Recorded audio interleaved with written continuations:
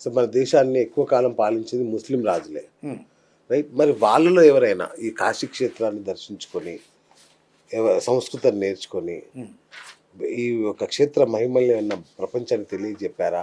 పుస్తకాలు ఏమైనా రాశారా? చరిత్రలో కొన్ని ఆధారాలు ఉన్నాయి. ఎందుకంటే మొఘల్ చక్రవర్తి షాజహాన్ కుమారుడు దారా షికో అంటే ఔరంగజేబు వాళ్ళ అన్న. ఓకే. ఈ షాజహాన్ కుమారుడు ఔరంగజేబు అన్న. ఇతనికి సంస్కృతం పట్ల విపరీతమైనటువంటి మక్కువ. ఆయనకు ఆ వ్యామోహంతో కాశీకి వెళ్ళి రామానంద్ పంత్ త్రిపాఠి అని ఒక వ్యక్తి ఇంటికి పోయాడు. అక్కడ పెద్ద సమస్య మొదలైంది. వచ్చింది మహమ్మదీయుడు, మనకు వ్యతిరేకి, మన మతానికి వ్యతిరేకి. సంస్కృతం నేర్చుకోవాలని వచ్చాడు. దీనివల్ల అతను ఏం చేయబోతాడు అని వాళ్ళ ఇంట్లో వాళ్ళంతా కూడా వద్దని వారించారు. అయినా కూడా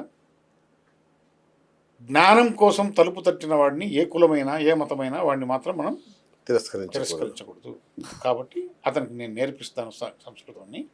ఆయన్ను తన ఇంట్లోనే పెట్టుకొని దారా షికోను రామానంద పంత్ త్రిపాఠి సంస్కృతం నేర్పించాడు. ఈ దారా షికో ఢిల్లీకి వెళుతూ 150 మంది సంస్కృత పండితులను తీసుకెళ్ళాడు. రిక్వెస్ట్ చేసి తీసుకెళ్ళి ఢిల్లీకి వెళ్ళిన తర్వాత దాదాపు 20 ఉపనిషత్తులను పర్షియా భాషలో అనువదించాడు.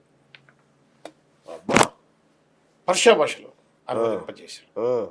ఆ విధంగా సంస్కృతము పర్షియాకు పోయి, పర్షియా నుంచి మధ్య ఆసియాకు పోయి, అక్కడి నుంచి యూరోపియన్ కంట్రీస్కి చేరింది. ఆ విధంగా